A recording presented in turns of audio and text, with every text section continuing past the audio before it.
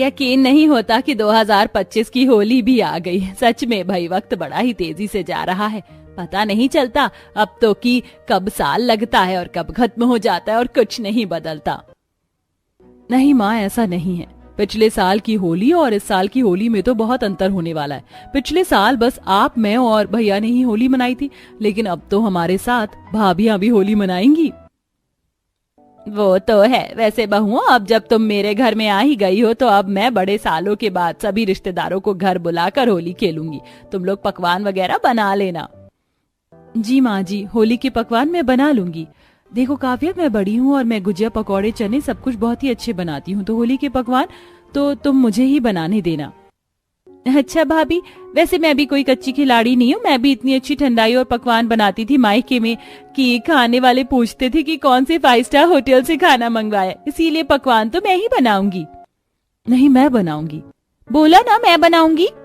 दोनों बहुओं में ऐसे ही होली के पकवानों को लेकर लड़ाई और बहसबाजी होने लगी, जिसको देखकर दुर्गा बोली, अरे लड़ क्यों रही हो, तुम दोनों ही बनाना ना। देख काव्या बहू, शिखा बहू बड़ी है तो पकवान जैसे कि गुजिया, पकौड़े, चने, मिठाई वगैरह सब कुछ शिखा बनाएगी और तू सभी को ठंडाई बना कर देना। ठीक है माँ जी, कोई बात नहीं। मैं ठंडाई ही लोगों को ऐसी बनाकर पिलाऊंगी कि वो लोग भाभी के पकवानों को तो देखेंगे भी नहीं। इस होली पर मेरा यही टारगेट रहेगा, सभी को भर भर कर ठंडाई पिलाना। चाहे जो भी हो, अपने पकवानों से सभी को इम्प्रेस तो मैं ही करूंगी।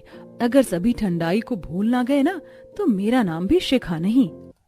दोनों ही देवरानी जेठानी के मन में बहस जाग गई थी, जिसकी वजह से उन्होंने मन ही मन एक दूसरे के पकवानों को पीटने का प्लान बना लिया। देखते ही देखते होली का दिन भी आ गया और माँ जी, मैंने बाहर से पूरा आंगन ना साफ करके रंग वगैरह सजा दिए हैं। अब मैं रसोई में सभी पकवान बनाने जा रही हूँ। बहू, तू वैसे आज बना क्या रही है? माँ जी, मैं बनाऊंगी होली की जान, गुजिया, नमक पारे, बेसन के लड्डू, शक्कर पारे, पकौड़े, चने, दही भल्ले, पापड़ी चाट और चिप्स। आज सभी को मेरे हाथों के पकवान खाकर मजा आ जाएगा। माँ जी, मैं भी टब में रंग वगैरह घोल आई हूँ। अब मैं भी जाकर अपनी ठंडाई बनाने की तैयारी कर लेती हूँ। वैसे भी ठंडाई भी कोई आसान नहीं बनती है। मुझे कितनी सारी बर्फ कूटनी है और साथ ही मुझे बादाम और काजू भी काट काट कर डालने हैं। दोनों बहुएं ऐसे बोलकर रसोई में आ गईं और अपने अपने पकवानों की तैयारी करने लगीं। जेठानी शिखा पकवान बनाने के लिए बेसन वगैरह घोल रही थी, तो वहीं काव्या ठंडाई के लिए दूध नापने लगी। काफी मेहमान आने वाले हैं और होली पर तो हर कोई 5-5 लीटर भांग आराम से पी जाता है। हे भगवान, मुझे बहुत सारी ठंडाई बनानी पड़ेगी। सभी के लिए शायद इस बड़े भगोने में घुला हुआ बेसन ही सही रहेगा। अरे वाह, मेहमान आने शुरू भी हो गए। नमस्ते दुर्गा जी। अरे वाह, इस बार तो आपके घर का इंतजाम बाकी दिनों के आगे बड़ा ही अच्छा है। जी जी, वो तो होगा ही। इस बार मेरे घर में बहुएं जो है। खैर आप आइए, मैं आपके खाने के लिए कुछ लाती हूँ। दुर्गा ऐसे बोलकर रसोई में आ गई, जहाँ दोनों बहुएं लगी पड़ी हुई थी। अरे बहुओं, कुछ बना अभी तक या नहीं? हाँ माँ जी, अभी तो मैंने बस ये गुजिया ही बनाई है। आप आंटी के लिए यही ले जाओ। माँ जी, ये लगभग 20 गिलास ठंडाई भी तैयार है। आपको कितनी दूं? काफी मेहमान आ गए हैं, तू मुझे ये सारी ठंडाई और गुजिया दे दे। उसके बाद थोड़ा थोड़ा खाकर सभी लोग होली खेलने लगेंगे, तो तुम दोनों आराम से बना लेना। दुर्गा अपनी बहुओं के बनाए हुए सारे पकवान और ठंडाई लेकर चली गई, जिसके बाद कितनी मेहनत से ये 20 गिलास ठंडाई बनाई थी और सारी की सारी एक ही झटके में माँ जी ले गई। अब मुझे दोबारा से इतनी ही और ठंडाई बनानी पड़ेगी। काव्या ने ऐसे बोलकर और भी काजू बादाम काटना और बर्फ वगैरह कूटना शुरू कर दिया। वहीं दूसरी तरफ शिखा भी खड़ी हुई पकवान बना रही थी। अरे थक गई रे। चलो, ये बेसन के लड्डू तो बन गए। अब जल्दी से नमक पारे और शक्कर पारे बना लेती हूँ। शिखा ऐसे बोलकर नमक पारे बनाने को खड़ी हुई ही थी कि तभी रसोई में उसकी नंद आई। भाभी, बाहर पकौड़े और लड्डू और मंगवाए जा रहे हैं और ठंडाई भी चाहिए। अच्छा ठीक है, ले जाओ। शिखा ने मोहिनी को सारे पकवान दे दिए और मोहिनी एक बार फिर सारी ठंडाई ले गई। ये क्या शिखा भाभी, मुझे तो लगा था कि अब बस हम ये बनाकर रसोई से निकल जाएंगे और होली खेलेंगे, लेकिन ये लोग तो खाए पिए ही जा रहे हैं। भाभी, अभी और मेहमान आएंगे और टेबल पर भी रखने को पकवान चाहिए, इसलिए आप ठंडाई और पकवान और बना लीजिए, माँ ने कहा है। मोहिनी ऐसे बोलकर चली गई, जिसके बाद न चाहते हुए भी दोनों बहुओं को फिर से ठंडाई और पकवान बनाने पड़े।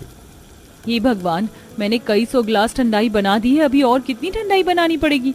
मेरा भी बाहर जाकर होली खेलने का मन कर रहा है। सही कहा, ये लोग कितने अच्छे से होली खेल रहे हैं ना काव्या। दोनों बहुएं रसोई से बाहर देखने लगीं, तो वहीं बाहर की तरफ ना जी, आपको याद नहीं है जब मेरी शादी हुई थी तो मैं होली पर कैसे तुम्हें लाल गुलाबी रंगों से रंग देती थी। आज भी मुझ में वैसी शरारती और फुर्ती है, बच सको तो बच लो। नहीं भाभी, आज तुम्हारे साथ नहीं आऊंगी। फ्रेंड्स, ठंडाई कितनी स्वादिष्ट लग रही है ना। चलो 2-2 ग्लास और ठंडाई पीते हैं और फिर होली खेलेंगे। नहीं यार, मुझे तो बेसन के लड्डू, दही भल्ले और शक्करपारे अच्छे लग रहे हैं, मैं तो वही खाऊंगी। ऐसे ही कोई खाने में मगन था तो कोई पीने में। शिखा और काव्या के पति शेखर और कार्तिक भी बड़े मजे से ही होली खेल रहे थे और वहीं रसोई में होली खेलने को दोनों बहुएं तरस रही थी। ऐसे ही उन्हें पकवान और ठंडाई बनाते बनाते सुबह से दोपहर हो गई। 450। हे भगवान, मैंने अभी तक 400-500 ग्लासों की ठंडाई बनाई है, अब और नहीं बना सकती। पूरा 15 किलो तेल मैं खर्च कर चुकी हूँ, लेकिन अभी तक पकवानों की पूर्ति नहीं हो रही है। काव्या, लगता है फ्लो में आकर पकवान और ठंडाई की जिम्मेदारी हमने अपने ऊपर लेकर बड़ी वाली गलती कर दी। ये काम तो गले ही पड़ गए हैं, अब तो होली खेल ही नहीं पाएंगे हम शायद। सही कह रही हो भाभी, अगर हम दोनों इन कामों को मिलकर करते और सारा काम अपने जिम्मे ना लेते तो हम भी त्योहार मना पाते, लेकिन यहाँ तो हालत खराब ही है। दोनों बहुएं अभी ऐसे बातें कर ही रही थी कि तभी उनकी सास रसोई में आई और बोली, बहुओं, बाहर नमक पारे और ठंडाई चाहिए, जरा मुझे बना कर दो। माँ जी, आप मजाक मत कीजिए, हम दोनों सुबह से ठंडाई और पकवानों में ही उलझे पड़े हैं और अभी भी आपको और ठंडाई और पकवान चाहिए। माँ जी माफ कीजिएगा, लेकिन अब मैं कुछ नहीं बनाऊंगी। अरे माँ जी, हमारा भी तो मन है अपने हाथों के पकवान खाकर होली खेलने का। आप तो पूरी होली रसोई में ही गुजरवा रही हो। हाँ बहू, मैं मानती हूँ कि तुम्हें यहाँ रसोई में खड़े खड़े काफी देर हो गई, लेकिन त्योहारों पर तो ऐसे ही काम किया जाता है। अब मुझ पर अपना गुस्सा मत उतारो, जल्दी से जो बोला है वो बना कर दो, बाहर सभी इंतजार कर रहे हैं। दुर्गा के आगे शिखा और काव्या की एक नहीं चली और फिर से उन बेचारियों को पकवान और ठंडाई बनाने पड़े, लेकिन अब उनका मूड पूरी तरह से खराब हो चुका था। काजू बादाम काटते काटते हाथों के भी छाले हो गए। पूरे 500 ग्लास ठंडाई बनाई है आज मैंने, याद रखूंगी मैं ये बात। बस इन लोगों का ही पेट भरवाते रहो, हमारा तो त्योहार ही नहीं है। अब मैं कोई होली वोली नहीं मनाऊंगी, इनकी होली हो गई, इन्हें मुबारक। दोनों बहुओं ने ऐसे ही गुस्से में पकवान और मिठाई बना कर दी, जिसके बाद वो दोनों थक कर अपने अपने कमरों में चली गई। कुछ देर बाद पकवान वगैरह खाकर और 500 गिलास ठंडाई पीकर सभी मेहमान भी चले गए। जिसके बाद कार्तिक बेटा, शेखर बेटा, तुम दोनों की ही पत्नियों की आज होली नहीं हो पाई है। बेचारियों ने सारा दिन बस रसोई में ही गुजार दिया। अब तुम बाहर से ठंडाई और उनके लिए गुजिया वगैरह ले आओ, मैं उन दोनों को मना लूंगी। दुर्गा ने अपनी बहुओं के लिए बाहर से पकवान मंगवाए। जिसके बाद दुर्गा, मोहिनी, कार्तिक और शेखर उन्हें लेकर शिखा और काव्या के पास गए। वो सभी हॉल में बैठे हुए थे। चलो अब बस भी करो बहुओं, गुस्सा थूक दो, ये लो होली के पकवान खाओ। दुर्गा ने अपने हाथों से अपनी बहुओं को पकवान खिलाए। जिसके बाद इस तरह से गुस्सा नहीं करते, आओ हम सभी मिलकर होली खेलेंगे, जल्दी से बाहर आओ। पता है बहुओं, मैंने तुम्हें ये होली के काम जानबूझकर सौंपे थे ताकि तुम ये जान पाओ कि एक दूसरे का साथ कितना जरूरी है। उम्मीद है कि अब तुम्हें समझ आ गया होगा। दुर्गा की बात सुनकर दोनों बहुएं बस उसका मुंह देखती रह गईं। अब वो दोनों समझ गई थी कि अगर वो एक दूसरे से बहस न रखती तो उनका त्योहार बेकार नहीं होता। उसी दिन से उन्होंने सीख ली और आगे से फिर कभी ऐसा न करने की कसम खाई और फिर मिलकर होली खेली। तो दोस्तों, इस कहानी का नाम था देवरानी जेठानी की होली। तो दोस्तों, जैसा कि आपने देखा कि इस कहानी में एक देवरानी थी और एक जेठानी थी। उनकी सास जब वो अपने ससुराल गई तो होली करीब आ चुकी थी, तो उनकी सास ने कहा जो अच्छे पकवान बना लेता है वो पकवान बनाएगा होली के दिन।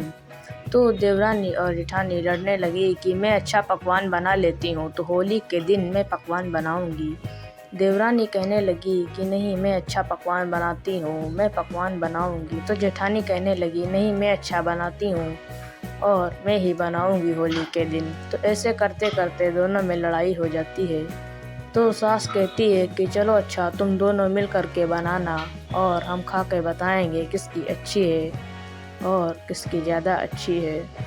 तो वो दोनों होली के दिन पकवान बनाने लगते हैं और काफ़ी टाइम हो जाता है। उन्हें लगता है कि अब ज़्यादा पकवान नहीं बनाने पड़ेंगे, लेकिन जो उनके वहाँ मेहमान आए हुए थे वो पकवान पे पकवान खाते जा रहे थे और जो वो शरबत या जो वो मीठा वाला बना रही थी वो भी पीते जा रहे थे। उसके 500 ग्लास वो बना चुकी थी, फिर भी और भी ज़्यादा बनाए जा रही थी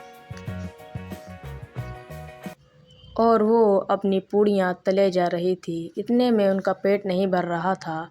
बार बार उनकी देवरानी जेठानी बार बार पकाती रहती थी और उनकी बहन आकर कहती कि अभी और चाहिए, अभी इतने में पेट उनका नहीं भरा है और बनाओ। कुछ देर बाद सास भी आती है तो देवरानी जेठानी अपनी सास से कहती हैं कि अब हम नहीं बना पाएंगे, इतना हमने बहुत बना दिया है, अब हम जा रहे हैं अपने कमरे में। तो कहती हैं नहीं, थोड़ा सा और बना दो अभी। तो वो बेचारी थक हार कर फिर से बनाने लग जाती हैं। कुछ देर बाद वो दोनों जब थक जाती हैं तो अपने अपने कमरे में चली जाती हैं। उसके बाद उन दोनों के पति वहाँ पे आते हैं और उनके लिए बाज़ार से जाकर पकवान लाते हैं और उन्हें अपने हाथों से खिलाते हैं और सब वैसे ही खुशी खुशी रहने लगते हैं। और उनकी सास ने कहा, मैं तो बस ऐसे ही देख रही थी कि तुम लोग कैसे पकवान बनाती हो। तो दोस्तों, कैसी लगी आपको हमारी ये कहानी? अगर आपको हमारी ये कहानी थोड़ी सी भी अच्छी लगी हो तो इस कहानी को एक लाइक करके चैनल को सब्सक्राइब कर लीजिए, ताकि हम आपके लिए ऐसी ही कहानी लेकर आते रहें। और कमेंट में बताइए कि आपको क्या खाने में पसंद है। और अगर आपको वीडियो अच्छी लगी हो तो सब्सक्राइब ज़रूर कर लेना, ताकि हमारी और कहानी आपके पास पहुंच सके।